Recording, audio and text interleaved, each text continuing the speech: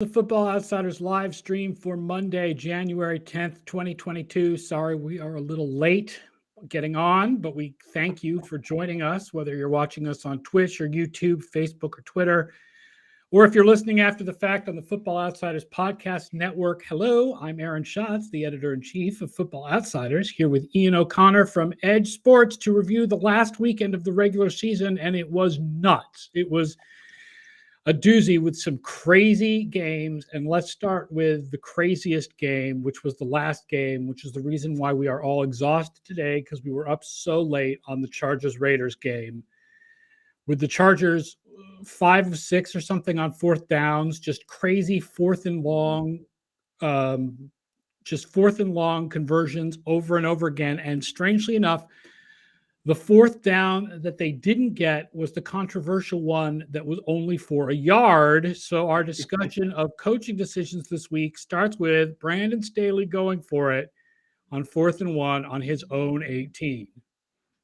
Yeah, you mentioned it was crazy. Like, I was sitting there running, obviously following the games, running through the model, posting everything. And I think this was the busiest Sunday I've had all season long. Every single game had fourth downs all over the place, had big swing, scoring changes, this and that. So, but this was the big one, obviously, or definitely the most controversial of the entire week, probably the entire season that I can remember. And it was that 4th and 1, their own 18-yard line, 8:55 to go, only down 3. So still a lot of time left in this game.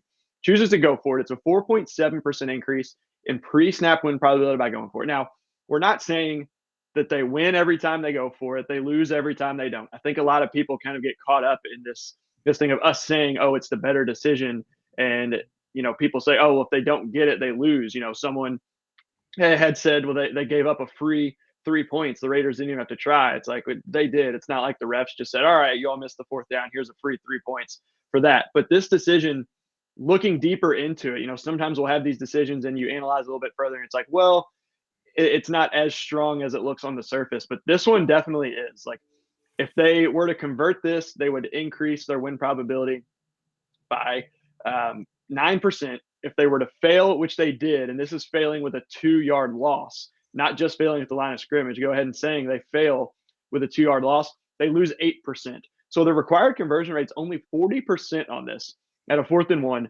We'd expect an average NFL team to convert this nearly 70% of the time. Now, however, there's some additional information on this one from NFL Next Gen Stats. They identified the actual distance as 1.31 yards to gain, and they gave the Chargers 59% chance to convert based on this and based on historical conversion rates of those specific, like 1.3 yards. So although this 59% is still closer to 47%, it's still a higher chance for the Chargers to convert than what they need to. And then it's probably even a little bit higher than that 59%, considering the Chargers have the number 3 offense in DVOA coming into this game. The Raiders were only 23rd on defense. So Los Angeles expected conversion rate is still probably up into the 60%, and they only needed to convert this less than 50% of the time. So this one, even when you analyze it like deeper down in, is a clear go in the situation. I think the main reason that this is so controversial right now is because they didn't get it, as it always is. When you fail, it makes it look so much worse. Kingsbury tried a 4th and 1 from his own 20 earlier in the day, except that game was not on national television, and the Cardinals converted it. Yep. And they still lost and went on to lose the game. That it's, people say you convert, but you lose. You don't convert, you win. Like, it's kind of, we preach, and someone responded to us yesterday saying, you've heard this, well, they got it, so it doesn't matter, or they didn't convert, that's why it's bad. It's like, we always preach process over results. And I know you all kind of do the same thing, saying, if you're playing blackjack and you hit on 19 and you get a 2, yeah, you get 21, that's great. But if you do that on every hand, you're not going to win in the long run at all. So just because it works out a time or two doesn't mean it's the right decision. And this is one of those where Staley didn't work out, but it was the correct decision based on that powerful offense. He hit on a 12 and he got a face card. Yeah. Yeah, that's a great analogy there. So it's, and it seems like too against Kansas City, we had a couple of them in these big moments where everyone's watching the games.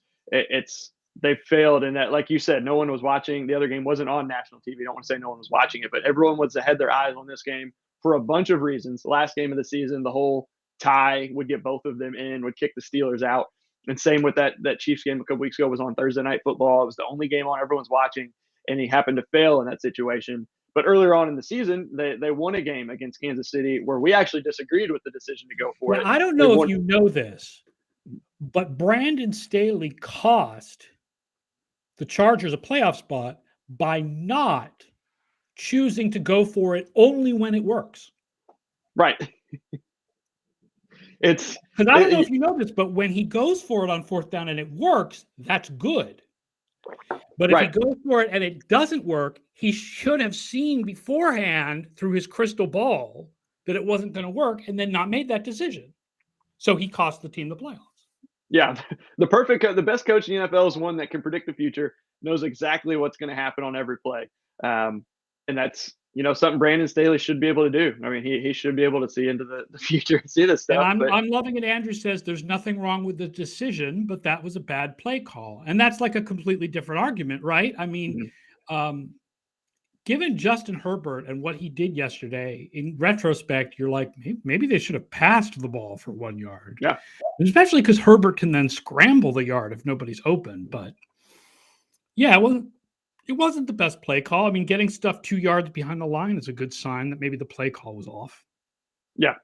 And you mentioned Herbert being able to run. I forget who it was on the broadcast, but it was Herbert. I don't know if he had a single run. He might have had a one scramble kind of towards the end of the game where I remember they were trying to save time, might have been overtime, but didn't really run the ball as much either. But on those plays where you get him, where he's got the ability to throw it or run, as good as he is and as good as he was, they should have just pretended it was 4th and 10 at that point. They converted when it was 4th and long. It's useful. As first points out, precognition is a must for all new coach hires. Minority coaching report, I guess.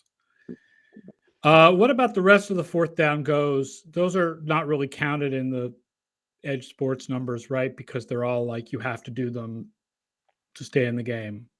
Yeah, we have a threshold we typically use. First, like to kind of filter everything. I don't think we've ever had a decision over a 90% relative increase, or it might even be 100 where you're doubling your win probability. That was not an obvious go in late game situations. So we start there, filter those out, and then we kind of look at those under 100%. And some of them we have. Here's an obvious go. If you punt, you lose. Like that's a pretty obvious go.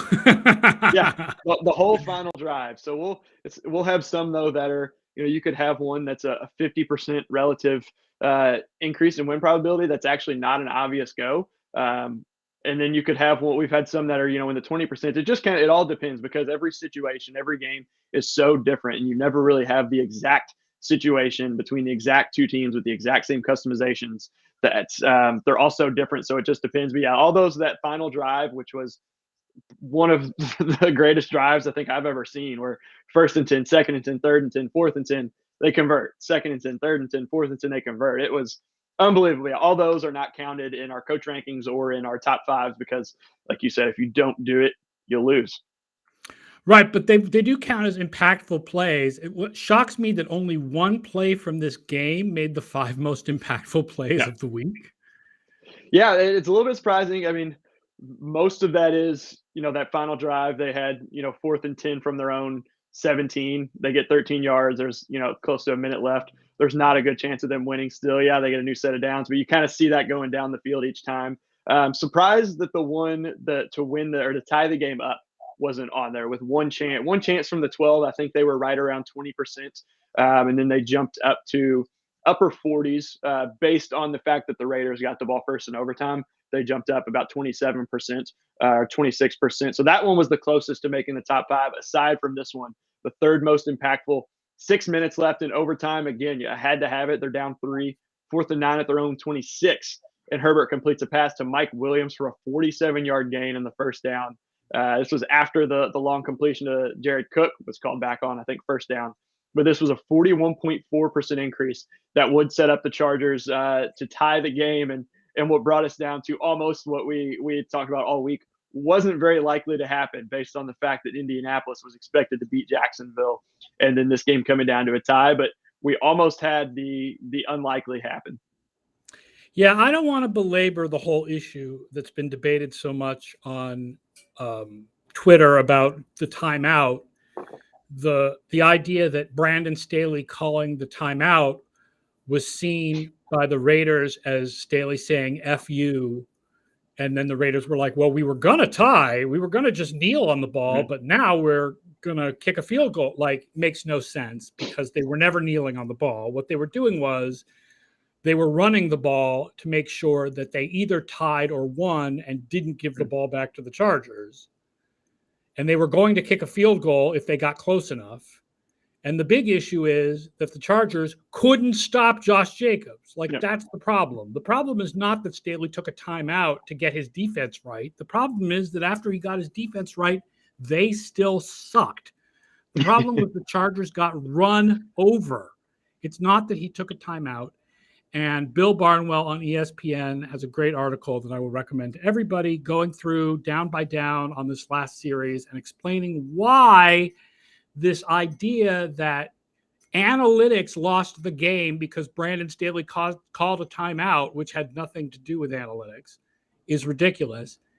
We've come to the point where anytime that a team with a smart head coach loses, it gets blamed on analytics, even if it's just that Linval Joseph got run over. Like, that's not analytics. That's you gave up a 10-yard run because your run defense sucked. Yeah, and I think sometimes too with fans, or like very casual fans, is they see a decision that they don't understand, and so they blame analytics. It's just, oh, that's an easy one to blame it on. But to your point, and we were looking it up earlier for the podcast we did just a little bit earlier this morning.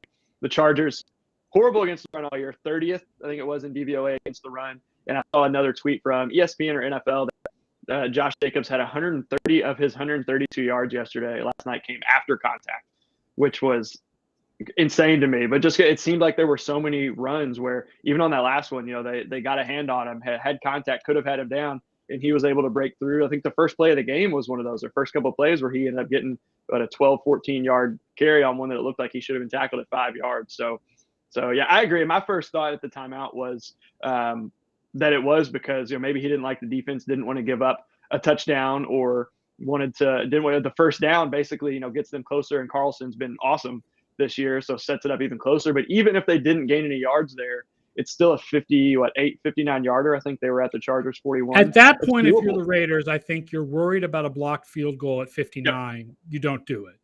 But because Jacob got 10 yards, now it's at 47. Now you do it. Yeah, and they did have something to gain, right? The 5th seed instead of the 7th seed means you play Cincinnati instead of Kansas City. If you're the 7th seed and you manage to beat Kansas City, guess who you get next? The 1st seed.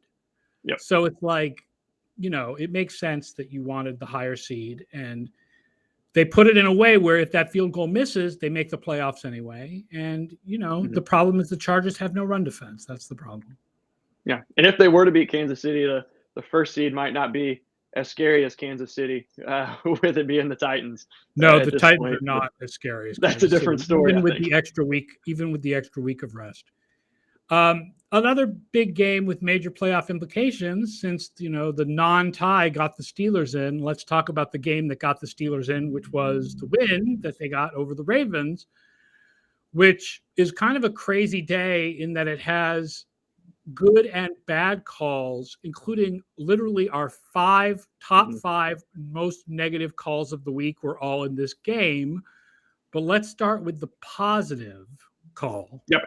And one thing kind of before we jump into that one, between these two games a little bit, is we would have had the Raiders field goal on the opening drive of overtime in our top 5 worst if it had been any other week, because the fact that you mentioned, and we've talked about, a tie was a win for both teams.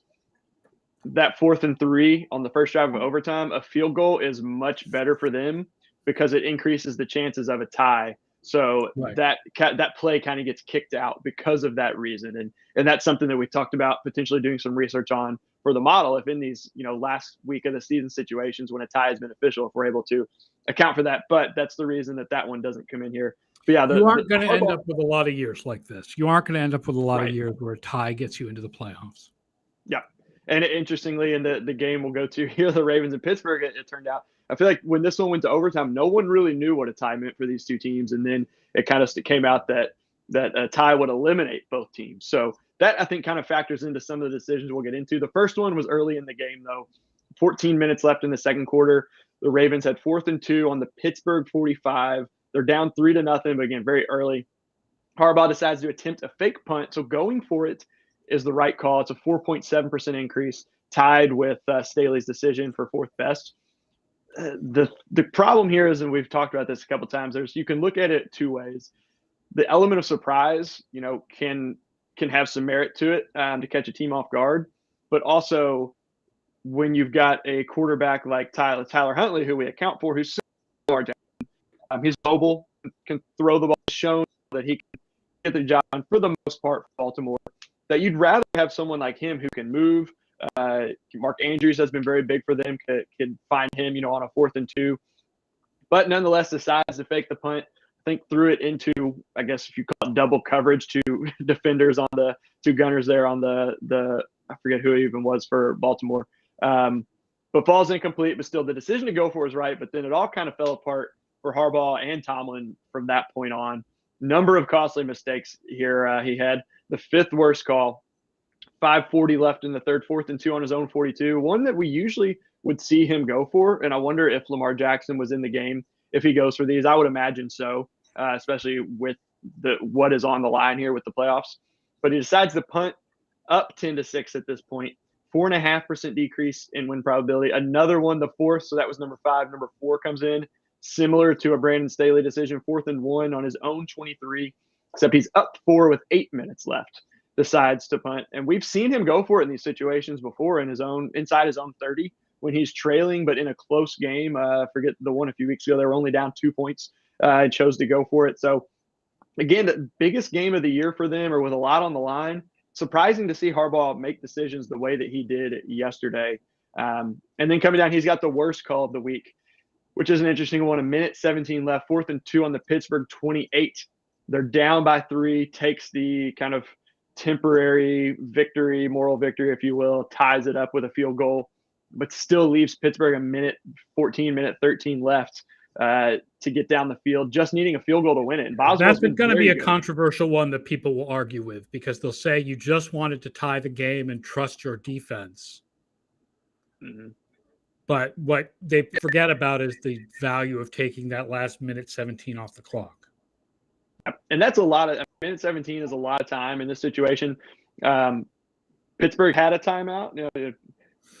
They're not out of timeouts. They don't have all of them, but still a timeout with 1:13 left is a lot of time to get down the field when you only need a field goal. And again, Boswell has been so reliable late, 4th quarter and overtime, and we think of him as one of the better kickers in the league as far as the model inputs. Obviously, there's Justin Tucker, the way Scott Brown says it, who's kind of our kicker expert and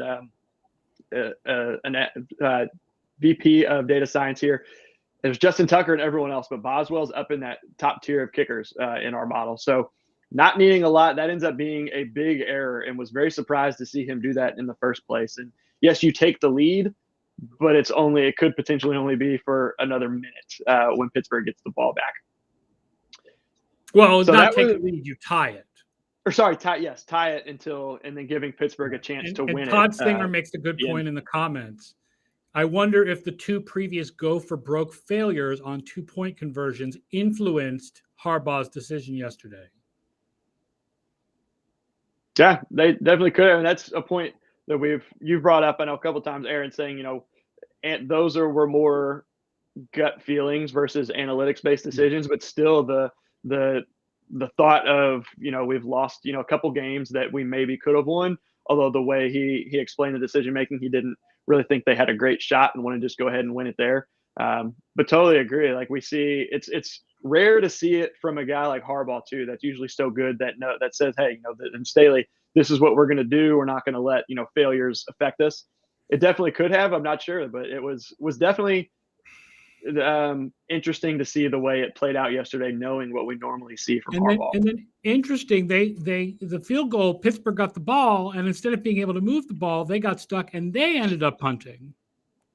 Yeah, this I use the word interesting a lot, but this one too, because with this decision and then one that we'll see in overtime from Tomlin, are two completely different thought processes, it seems. So yeah, they had 44 seconds left, 4th and 1 on their own 44. Tomlin chooses to punt, still tied at 13, obviously a 10.4% error. So Baltimore still has two timeouts. I guess the thinking for him, if you go for it and you don't get it, Justin Tucker's already in field goal range. It's a 62-yarder. The conditions weren't the best. There was some wind, but it was nothing like Buffalo, New England. It was rainy, but it wasn't a downpour. With two timeouts, 44 seconds left, they're still, if they get 5-10 yards, which doesn't seem too difficult to do. He's already in field goal range. But at the same time, I think this was one of those that was less than 1 yard. This might have been a foot and a half that they needed. And to see him punt, he's been one of the more conservative. See Hitchhiker's Pie mentioning some of the most aggressive and almost the most conservative in the playoffs. Tomlin's one of those. He's dead last in our coach rankings, and he's dead last in CCI, which is our fourth down decision-making metric, has been extremely conservative. So not surprising necessarily to see that 4th-and-1, but his call in overtime is very surprising. Third worst call of the week. It was that 4th-and-8 at the Baltimore 41. It's a reverse call. It's one where we thought he should kick. And this one is a little bit kind of more to think about too, because I mentioned the weather. That's a 59-yarder. Field also, yeah. Yeah, and Chris Boswell, I think Scott. No, sorry, no, it's not Heinz Field. It was in Baltimore. Sorry. Yeah, Baltimore. And mentioned Boswell has made a 59-yarder. I think it was last year. It was in Dallas, though, I believe he said, which much more favorable kicking environment. But he's got the leg to attempt it. One thing that I wonder if it went into this decision is the fact that a tie eliminated both teams. And if he punts here, the likelihood of a tie goes way up, with Baltimore, at worst or at best being at their own 20 with a little minutes. Right. At worst for Baltimore, they're at their 5-10, and maybe being able to pick up a couple first downs. It's 4th-and-8 on the Baltimore 41. We favor the 59-yard field goal try over the 4th-and-8. Yeah, and then that one again too. If you miss it, you get them where Justin Tucker. If you miss the field goal, they only need 10 yards for a upper 50s field goal. If you go for it and don't convert, they need 20, 25 yards, but still over 2 minutes left, a couple timeouts as well, I think, or maybe one timeout. So a lot of different things I think went into this. But yeah, you mentioned rare. We've had 2 weeks in a row now with Zach Taylor. I think that was last week, perhaps the week before, against Kansas City, where he went for it and we thought he should have kicked the field goal. So 2 weeks in a row. But he got bailed out, I guess you could say, by Big Ben. And so our third worst call of the week also turns into our fourth most impactful. As you can imagine, the conversion here on that pass to Ray McLeod with a big catch was worth 38.5% in win probability that set up the game-winning field goal. And the Steelers are no doubt the worst team in the playoffs. Absolutely. AFC, by DVOA, the AFC ended up with some not so strong teams in the playoffs because Cincinnati, Tennessee, Las Vegas, and Pittsburgh are all in the bottom half of the league in DVOA. Although Cincinnati, some of that is because of the sitting everybody this week, that they were higher before this week. Wasn't there one? Was it last year? I'm trying to remember since I've been here and we've been using Football Outsiders data and the stuff that I do. There was a team that was almost like historically bad in the playoffs. Was it last year, 2 years ago, or am I just thinking it was one of the teams? I can't remember. It's not recently that I can think of. The worst playoff team ever by our numbers was the Seahawks in 2010.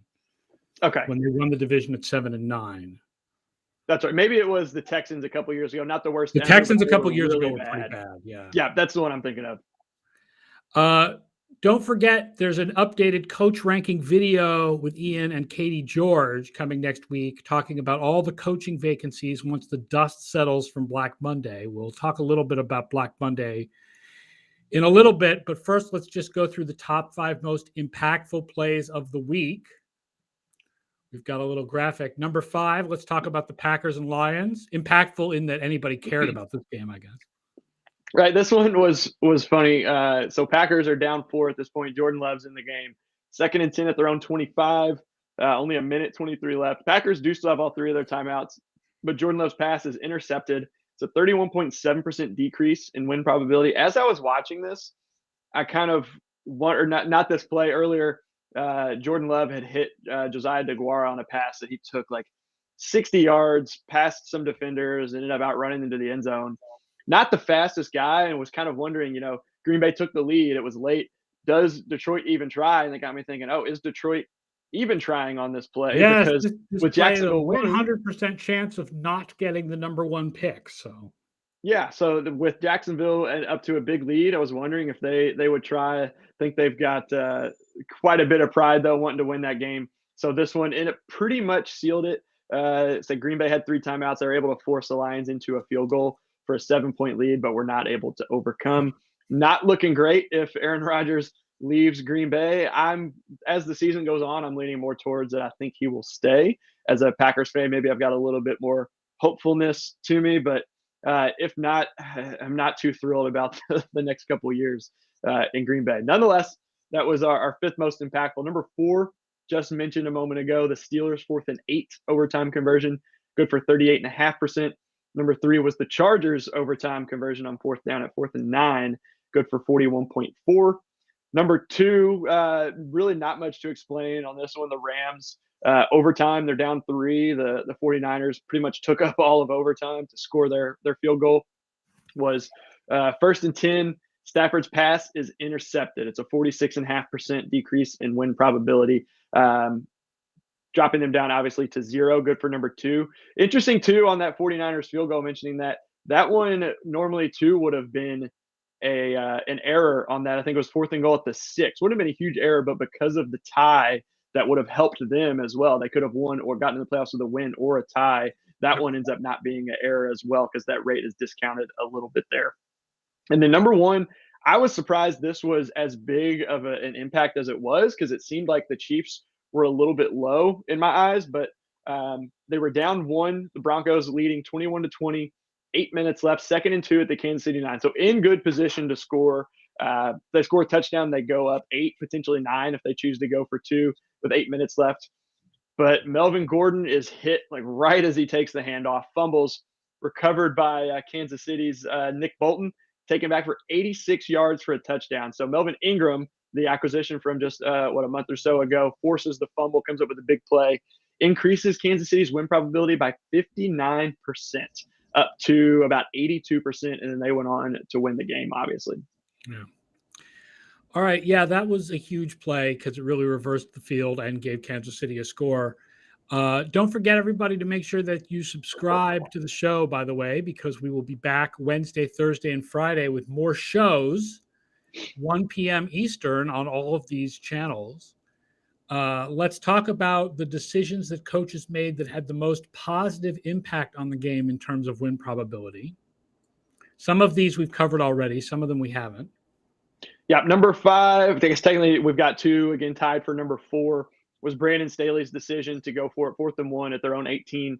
We liked the decision. It was a 4.7% increase in pre-snap win probability. The Ravens was also 4.7. It was at 4th and 2, the fake punt at the Pittsburgh 45-yard line early in the second quarter of that game. Number 3 and number 2 are both Frank Reich, who's been really good in our coach rankings, really good in CCI on 4th down decisions, but absolutely laid an egg yesterday. As we know, the Colts lost this one, but it was 2 4th downs, both trailing 7-0 at the time. One was early second quarter, one was mid first quarter. The number 3 was 4th and 1 at the Jacksonville 35. They increased their win probability by 4.8%. They did convert this one. The second one they did not convert. It was a 4th and 2 at the Jacksonville 42. Got half the yards. Was a 5.5% increase in pre-snap win probability, but again, did not convert on this one. So right. You don't really get to judge decision, based though. on whether Taylor gets the first down. They were both the right decision, but only one of them worked. Yeah, the one from the 35 is, a decent field goal, look at 53 yards, nothing too crazy. The second one would have been like a 60-yarder, so it's that or a punt. Punt is actually what we have as the second best option there. But yeah, making the decision to go for is correct. And then number 1, Andy Reid. This one's pretty clear. Chiefs down by 4, 2 minutes left in the third quarter, 4th and 1 at the Denver 48. With that Chiefs offense, you're across midfield. You only need 1 yard. It's 8.7%. That's a really with that time left in the game. So really clear decision. Andy Reid has been one of the best of the last handful of years when it comes to 4th downs, especially with Patrick Mahomes. So no surprise to see that one on the top decisions with Andy Reid making the right call. Normally, this is where we would transition to another graphic that shows the worst play calls of the week, but I'm going to skip that one because we've already covered them all. They were all in the Steelers-Ravens game that we've already discussed. Yeah, there's So, one that I won't run through them, but Aaron, there's one that I want to talk about that's not in the top 5 that was a big topic oh, of discussion as well. It was oh yeah. Vic Fangio's decision to kick a field goal, 4th and 9 at the Kansas City 13. I think it was about 4.5 minutes left, 4:40. Seems like a really bad decision. We have it as only a 0.3% error. They were around 15% to win either way. Yeah, But fourth and looking into nine is a this one, long way to go. I think the reason it was exactly. an error is because you're Denver, you're not making the playoffs. What do you have to lose? Go for it. Exactly, and that's obviously something that it's almost impossible to account. Maybe not almost impossible, but very difficult to account for that in a model. But looking deeper into this one, like we did with the Chargers one, the required conversion rate on this one is 35.8%. And looking at historical conversion rates of a 4th and 9 around the midfield, kind of that open field area, is around 33%. So down closer to the end zone like that, it's probably going to be lower than that, considering the Denver offense against the Chiefs defense that's been really good lately is going to lower that even more. So really, the chances of converting are probably lower than what they would need to convert at. So really, not as bad of a decision as people make it out to be, except for the fact you mentioned of you've got nothing to lose. You're playing Kansas City. A loss doesn't hurt you. There was a lot of talk about him losing his job anyway. You just it's the ultimate nothing to lose situation, I think. So yeah, Fangio lost his job the next day. And so far today, Mike Zimmer, Matt Nagy, and Brian Flores. That was the shocker, was Brian Yep. Flores getting fired after 2 straight winning seasons in Miami. We know that the Jaguars will need a new head coach, and we don't know what's going on with the Raiders because now that they made the playoffs, maybe they keep Rick Bisaccia, but it's still, you have to consider that an open slot that Bisaccia will just be considered for. So we can discuss this more on the Wednesday Ask Me Anything show. I'm sure we'll talk a lot about the coach firings, but do you have any first thoughts about which is the best opening? We talked about this in our podcast earlier. I agree. The Brian Flores one was surprising. I know there were reports of Deshaun Watson being interested in Miami because of Flores. There's So other that was reports that certain players didn't get along with him. So okay. I also heard him and Chris Greer, I think, had some I guess turmoil, if you will, there. But as far as best opening, that's one Scott and I talked about not too long ago on the podcast this morning. Denver, I think, has the best roster out of all these. They really, it seems like, just need a quarterback. A lot of the talk last offseason was if they got Aaron Rodgers, they would, be a Super Bowl contender right away. The only problem there is that division. You're facing Justin Herbert and the Chargers, Mahomes and the Chiefs, and even Derek Carr and the Raiders for the next 10, 15 years. In Minnesota, so I would probably lean Minnesota because they've got a good offensive pieces.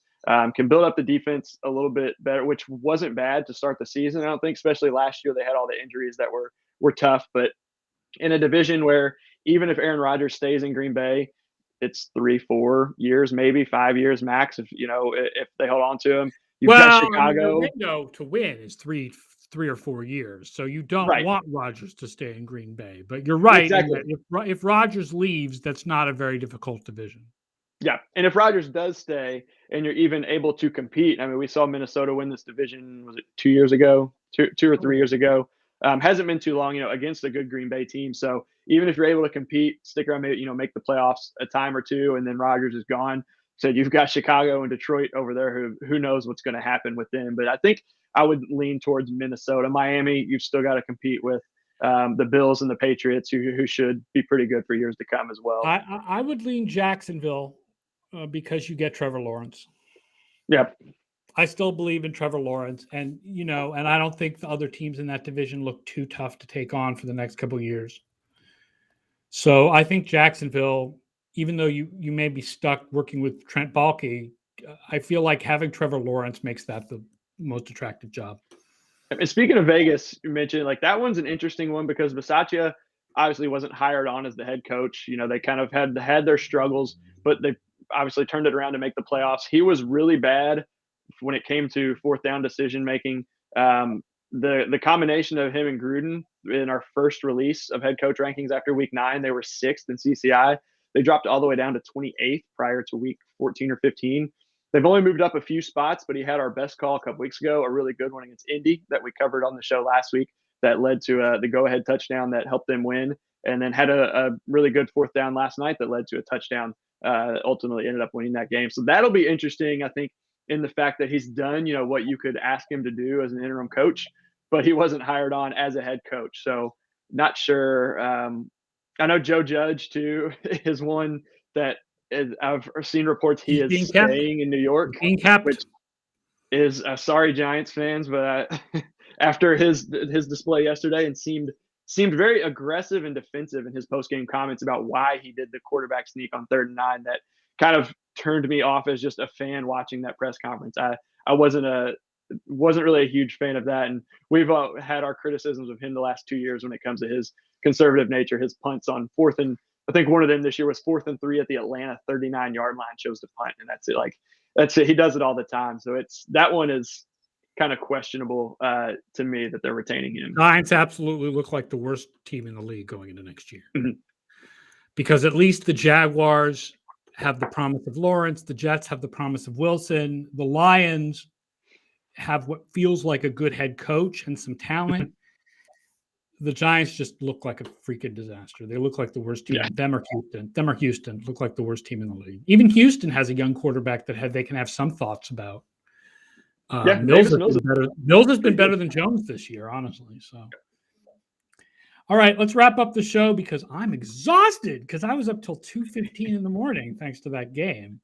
But we'll be back Wednesday at 1 p.m. Eastern for the Ask Us Anything show with me and Mike Tanier and guest to be determined. So we'll talk plenty more about the coach carousel, I'm sure, on Wednesday. Mm-hmm. Thank you, Ian, for joining me. Ian's going to be back next Monday where we will review the first weekend of the playoffs, except for the Monday night game, because there'll be a Monday night game next weekend. Yeah. Very exciting. We'll have a betting preview for that one, though, so that'll be good. Enjoy the show. Enjoy your week. Enjoy the college football championship game tonight. And I will talk to you Wednesday, 1 p.m. Eastern on all of these